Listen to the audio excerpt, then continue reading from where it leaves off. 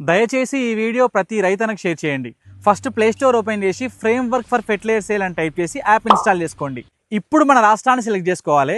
Aadhaar card number enter చేసి OTP తోటి login అవ్వచ్చు. ఒకవేళ కనుక ఆధార్ కార్డుకి లింక్ అయిన ఫోన్ నెంబర్ లేకపోతే ఫేస్ అథెంటికేషన్ ద్వారా కూడా లాగిన్ అవ్వచ్చు.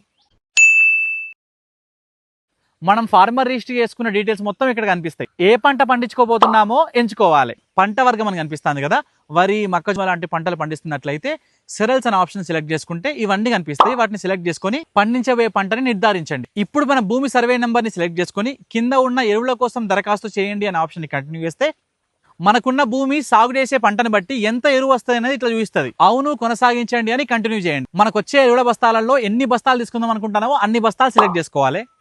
ఉత్పత్తిని ఎంచుకోవడానికి అనిపిస్తుంది కదా, దానిపైన ట్యాప్ చేసి యూరియా అయితే నీమ్ కోటెడ్ యూరియా, ఏ ఎరువు అయితే ఆ ఎరువు సంబంధించిన పేరుని సెలెక్ట్ చేసుకోవాలి. ఇప్పుడు నెక్స్ట్ అని కంటిన్యూ చేస్తే మనకు కావాల్సిన ఎరువుల బస్తాలు ఏ డీలర్ షాప్లో అందుబాటులో ఉన్నాయో ఇట్లా లిస్ట్ చూపిస్తుంది.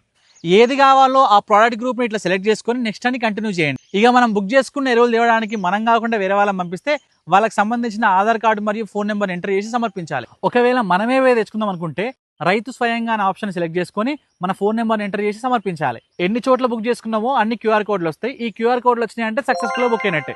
ఇక్కడ మనం గుర్తుంచుకోవాల్సిన ముచ్చట ఏంటంటే మనం బుక్ చేసుకున్న రోజు కాకుండా వచ్చే 48 గంటలలో ఎప్పుడైనా తీసుకోవచ్చు. ఒకవేళ 48 గంటలలో కనుక మనం తీసుకోకపోతే అవి ఆటోమేటిక్గా క్యాన్సిల్ అయితే తప్ప మన బస్తాలు ఎటు పోవు.